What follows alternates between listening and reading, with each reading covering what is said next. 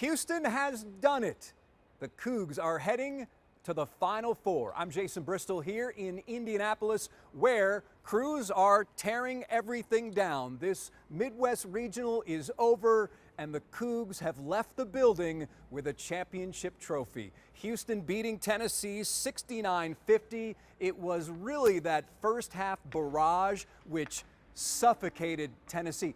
Houston, statistically, when it comes to shooting, did not shoot the lights out, but it was the hustle stats. It was the stats which Houston is known for, which not only set the tone, but buried the Tennessee Volunteers early. Tennessee scoring just 15 points in that first half.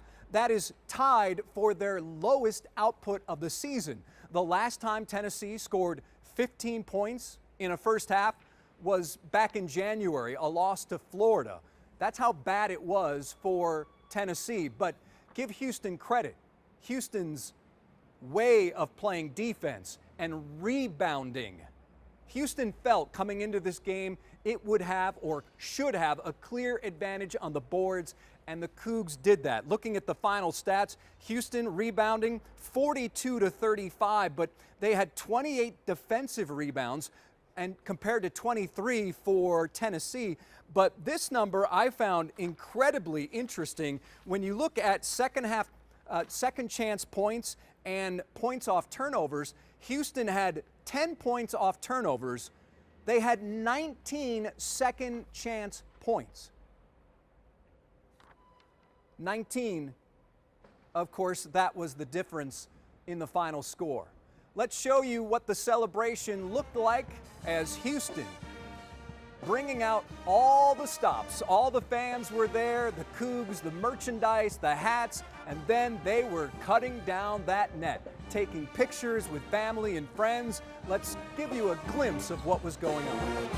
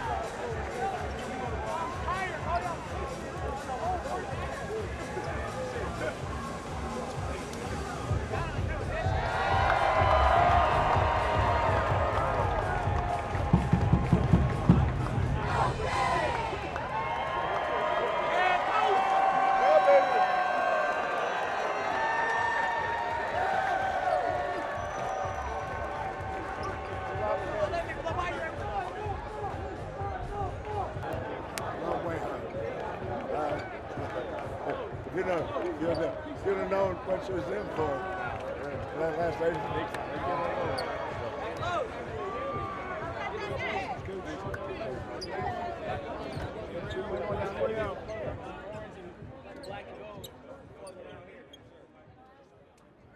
And before Houston faces Duke, we also got to see a KHOU alum, Jim Nantz from CBS Sports, in the middle of this celebration. Also a part of the celebration as Kelvin Sampson and the Samson family bringing him in to take pictures and celebrate this Midwest Region Championship. And this team means so much to Jim Nantz, and not just because he's an alum of Houston. It has everything to do with what this program represents. Well, I'm trying to process it. It's a lot harder being a fan than it is a broadcaster. I will tell you that. This was a great performance. Virtuoso. It's masterful. And really, it was all won in the first half. And we came in and basically established a presence right at the very beginning.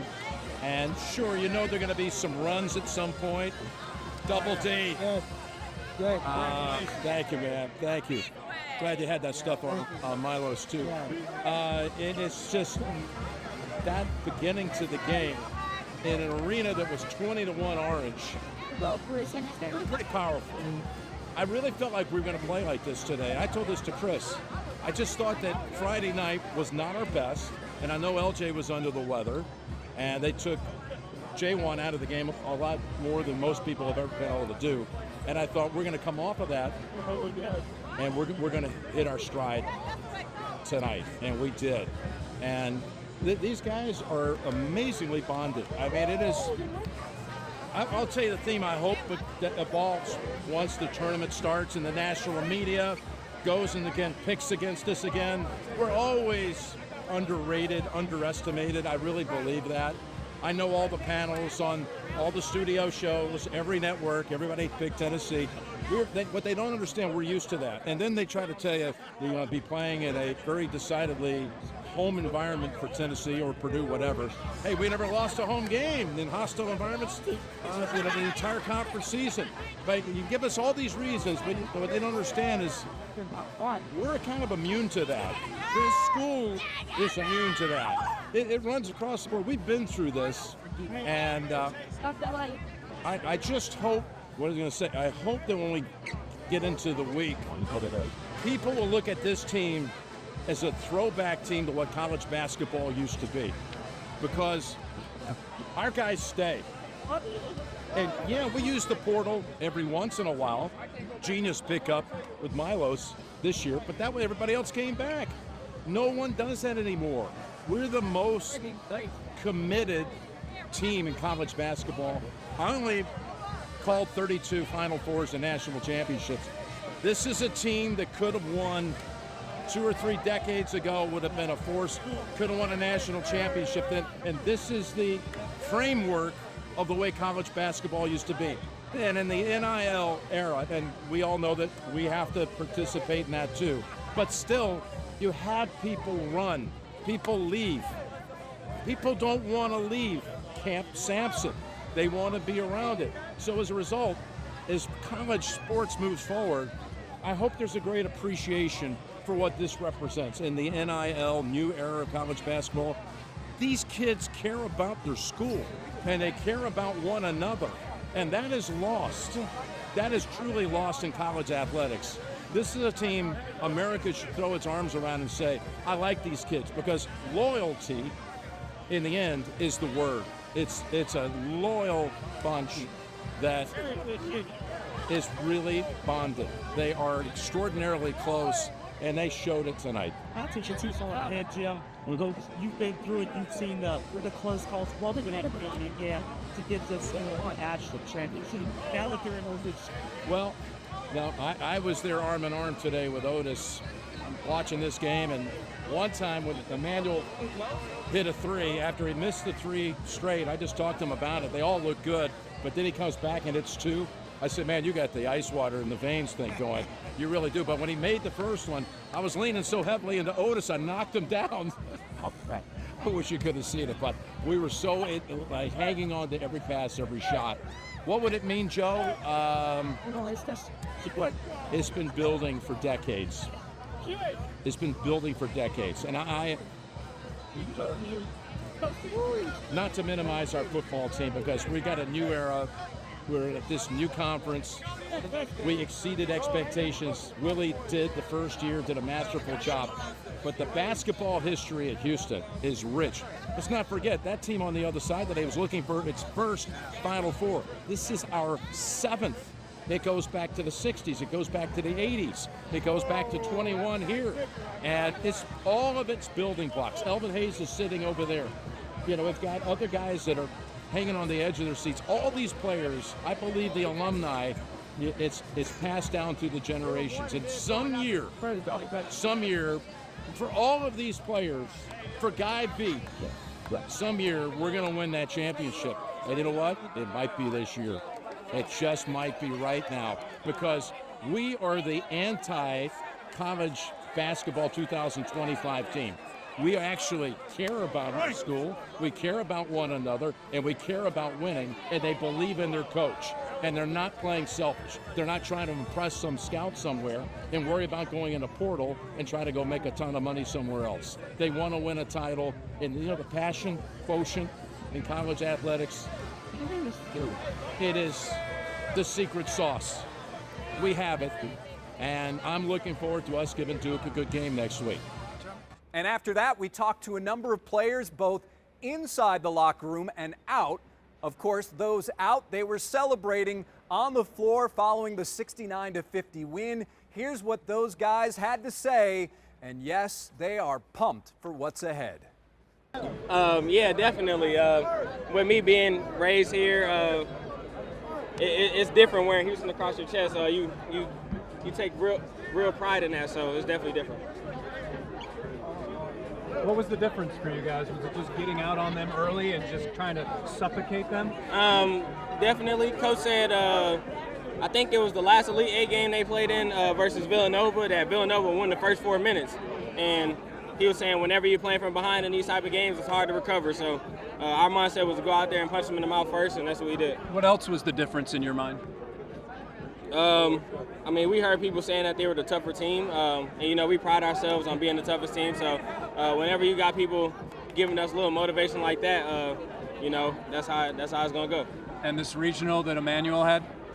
Outstanding. He was the most outstanding player. So outstanding is the word to describe it. What's it like to go up there and take your piece of the net? It's special. We done cut a few down now, so kind of get used to it, but you can't take things like this for granted, because there's a lot of people who've never got to cut a net down. So, you know, I just live in the moment, and I'm extremely blessed.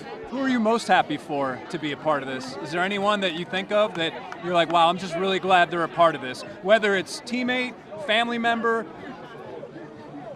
support staff? It's hard to say pick particular people. I'll say Coach Sampson, Coach Q, Malik Wilson, and Milos Uzan. You know, Coach Q, this is last time with us, so we want to let him go out with a bang. Coach Samp, you know, he getting to that age, so we trying to get him one so he can retire. And then Milos, this is first time in the tournament, and for your first time, it's crazy to get to the Final Four for your first time making it. And then Malik Wilson is just underrated, underappreciated. He does a lot of little things, so. You know, I see it, and I'm going to acknowledge it, and I'm going to give him his flowers for sure. Thanks, Al. Thank you. Talent aside, like the culture that they preach. Yeah, it's a brotherhood here. Everybody here wants to win, and everyone here is willing to do whatever it takes to win. So, I mean, it's not like that everywhere. Thanks, bro. Yeah, appreciate it. Yeah. What was that atmosphere in the first half when it seems like defensively everything was working well for you guys? Yeah, I think our game plan in the first half, we executed at a high level. We knew eventually, I mean, they're a great team. They're going to make shots. And that's what they started doing in the second half a little bit. They tried to speed us up, pressure us up a little bit, but we did a pretty good job. How much fun do you guys have when you are frustrating another team that much? I mean, yeah, we feed off of that. We feed off of the defensive end.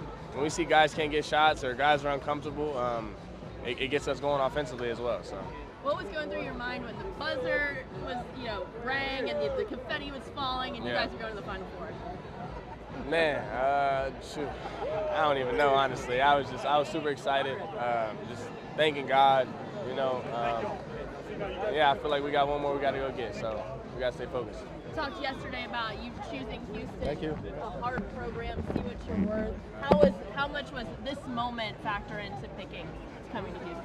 A big time. The first time I got on the phone with Coach Kelvin, he told me a lot of programs were trying to get into the tournament and we're trying to win it. So that was one of the things that stuck out to me, and now we're right here. We got a shot to go do it. So how much of this is a dream come true? A lot. I mean, when you're a kid, you dream of stuff like this. So it's amazing. Congratulations. So appreciate it. How much of a group effort it was. When we look back, you see it, the effort that each guy put in, and we have to replicate that in the games going forward. What do you think Jamal's going to text you guys after this? I know he's lit right now. Anybody that knows Jamal knows he's turned right now because, I would have loved to get him to a Final Four last year, but it didn't happen. So, it feels great to finally get there. Emmanuel, the whole thing in the offseason or like right after last season was to run it back. You did it, Jaywan did it. I mean, what does that mean now that sort of that movement that y'all did led to this? We knew we would have a good team coming back. So, and we have a lot of returners and some of the best, transfers coming in. And then along with the coaching staff, we just knew it would be a great year. So, it feels good that, we ran it back and, we're here now. Is there any particular person that you're just really excited that they're a part of this, whether it's Milos or Malik being the unsung hero, or maybe Q because he's leaving? Is there anyone? Or everybody. Because everybody, if in the program, we know how much we work hard, especially Coach Sampson. That's the main person for me that, it feels great to get him back here because we know he deserves it. He's the best coach ever. He comes in every day with the same energy, the same intensity, and that's what makes him great. So him, along with all my teammates, we love him, and it's just a great feeling. Do you think Tennessee was shook at one point in that first half? I don't know.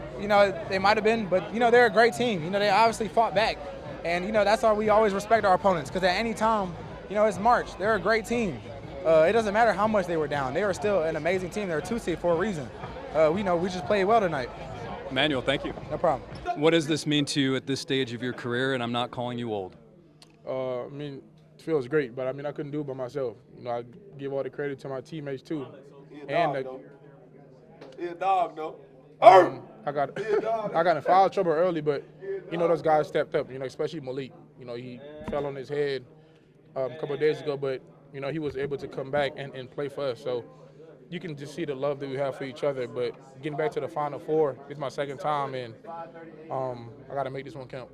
When you look at the statistics, the score was the most overwhelming one of the first half. What led up to that for you guys? Just trying to start off early.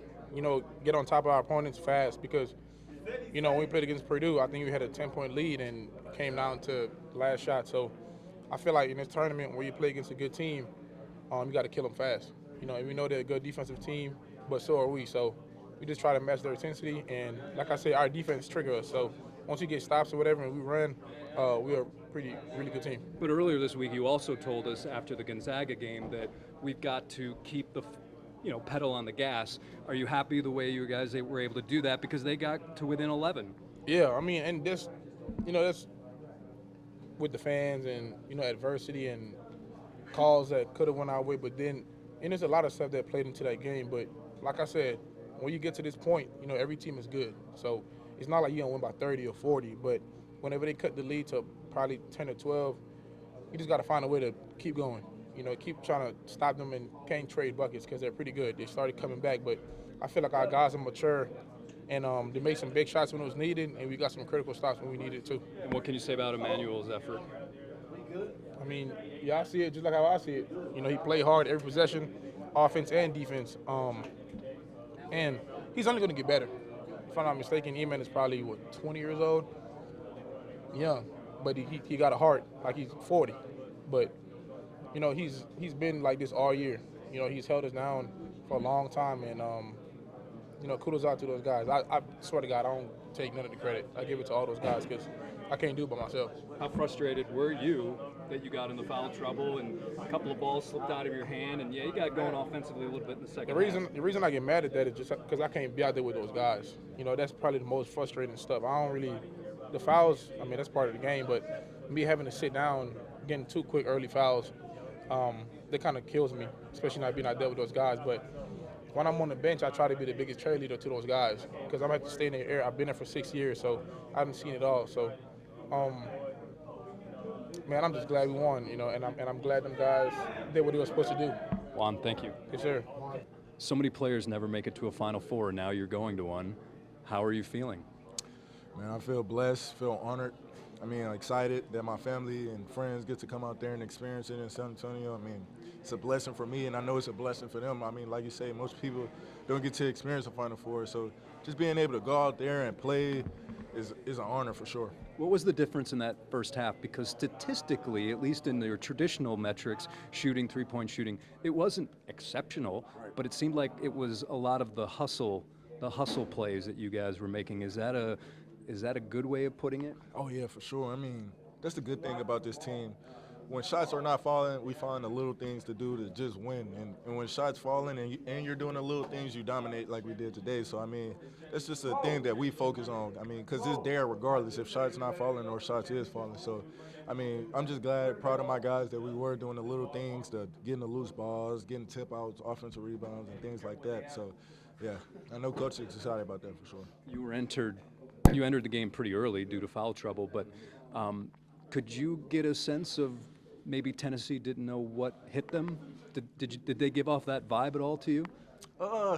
Probably so. I did a good job of moving around. I think the thing about that lineup, we were a lot faster, and I feel like they kind of wasn't matching the pace a little bit. I know they did kind of sub and went smaller with us, but I just feel like we was a step faster today, and we just had it on our minds to dominate, and that's what we did. And then obviously keeping the foot on the pedal of the gas was important because you didn't do that against Gonzaga. Right, for sure. That's been probably our biggest problem when we get leads, probably losing it in the second half, coming out a little slow. But I feel like today we kind of did come out a little slow, not going to lie. But like you said, we just stayed on the gas. We probably wasn't pushing it full at first, but then we finally got to a point where we just full throttle for sure. And once again, another guy steps up. You've had LJ, Emmanuel was big in this one, Milos. What can you say about what Emmanuel was able to do and really silence the crowd on a couple of big threes? Yeah, for sure. We knew it was in him. Coach, all of us, we believe in him. We know what he can do. We know what Uzan, Milos, all of us are capable of doing. Any night, that's the great thing about this team. I think all year, hard work. No, I'm lying, but all year we just had players stepping up, different players every game. So that's the beauty of this team. For sure. Terrence, thank you. Thank you. Kelvin Sampson is not getting any younger. He knows that, his players know that, and that is why they are so happy to bring him back to another Final Four. And after the win over Tennessee, Kelvin sharing a heartfelt message with all of us, a text message he received from Greg Popovich, the coach of the San Antonio Spurs. Think about all the programs that we play against. Got 4 or 5 guys in the portal. I wouldn't know how to do that, but so our program's our program. We do it the way we do it, and it's been consistently good for a long time. When you reflect on your path, Kelvin, a Final Four obviously lends to some reflection. San Antonio really had a pivotal role in restarting you. Do you mind reflecting on that, the serendipity of it being there and Pop's role? Well, I wish I could. I'm not sure he'd want me to share this, but I have I think 400 and some texts, but I did see one from Pop. Let me see if I can find it. I don't think so. I'm sorry. Yeah, let's go. I'm no good at this stuff. Pop.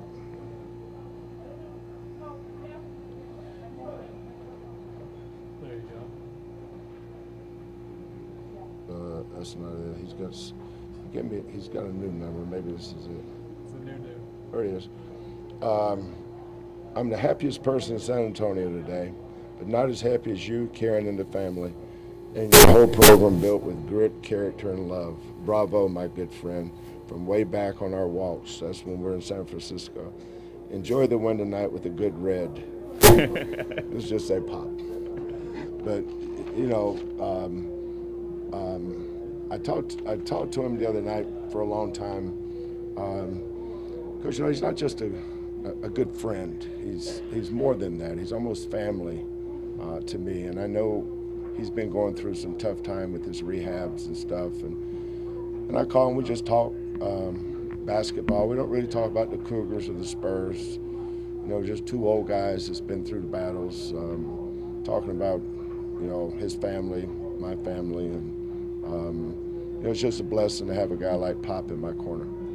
Karen said you never really reflected on, per se, winning a title. It's not something you sit around and talk about. Yeah. So she did say, she heard you say once, you'd love to coach on Monday night. Yeah. Well, I mean, I'm not special. I'm not unique, certainly. Yeah, sure. I think all coaches would.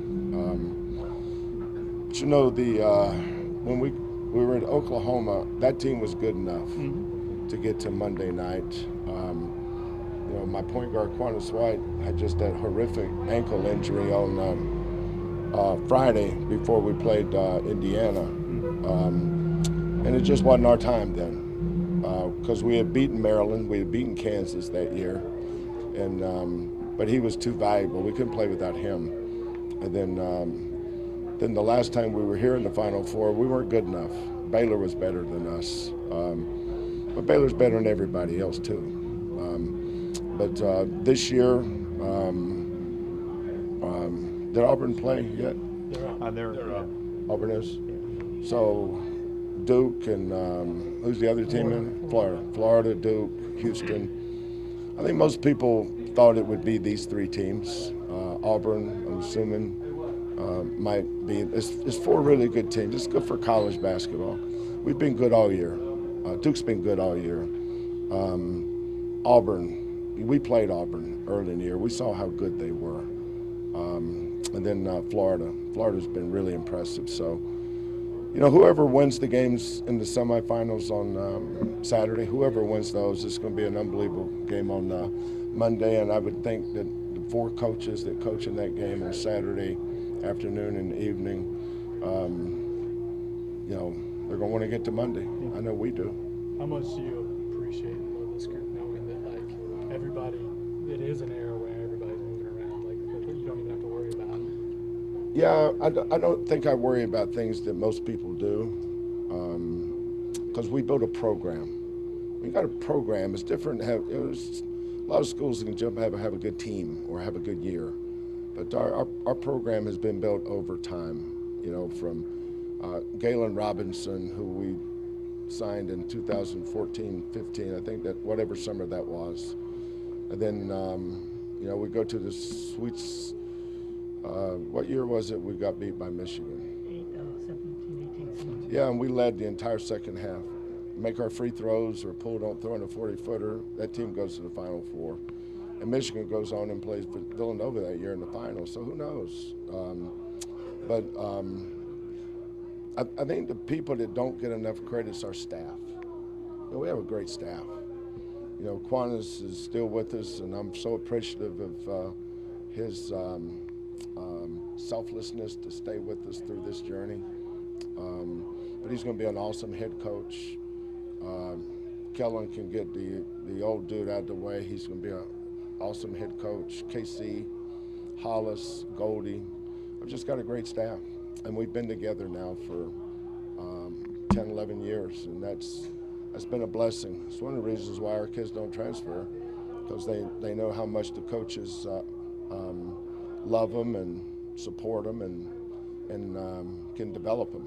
You know, seeing Jarris here, I'm sure Quentin Grimes, Marcus, Corey, Galen, Rob Gray, all of our guys. I mean, those guys wear you out with their texts because they're super supportive of this program, as it should be. This program to me is all about the players. It's a players-led program, which is part of our success. But it's a player-owned program too. Our players own this program, and I'm proud of that. this question, Kelvin, not as a head coach, and not as a coworker, but as a father, to be there with your son and with your daughter as well. What's this mean to you as just a human being in that way?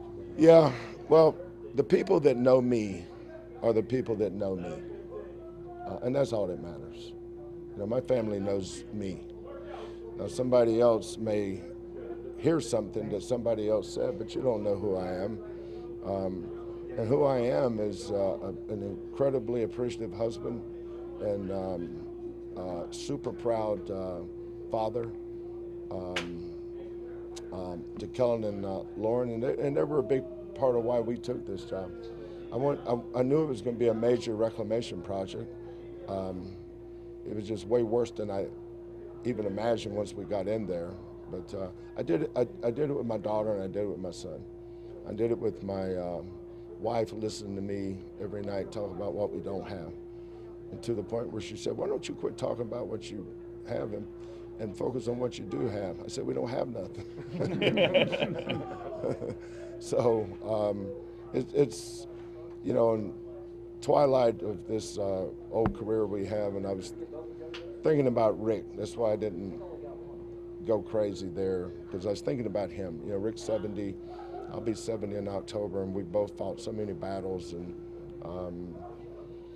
you know, he's just one of my best friends, and hopefully he'll have his moment one day. But just proud of our journey. You know, whatever happens in San Antonio is going to happen. It's not going to influence how I felt about this year one bit. So, just super proud of our kids, super proud of my grandkids, super proud of my children. Super proud of my wife.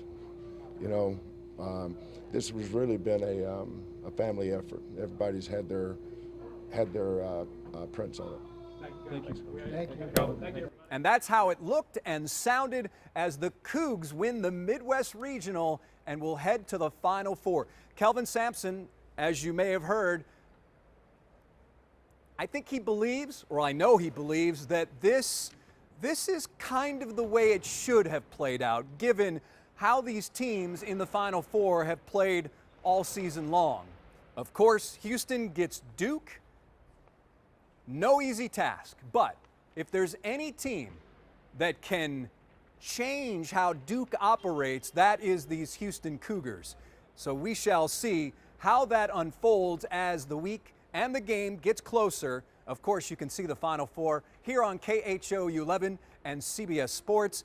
And of course, we'll also have complete coverage from San Antonio before the game, after the games, and in between. So again, as always, my name is Jason Bristol, signing off here from Indianapolis, where the Cougars win 69-50 over Tennessee. And as always, thanks for watching us on KHOU 11+.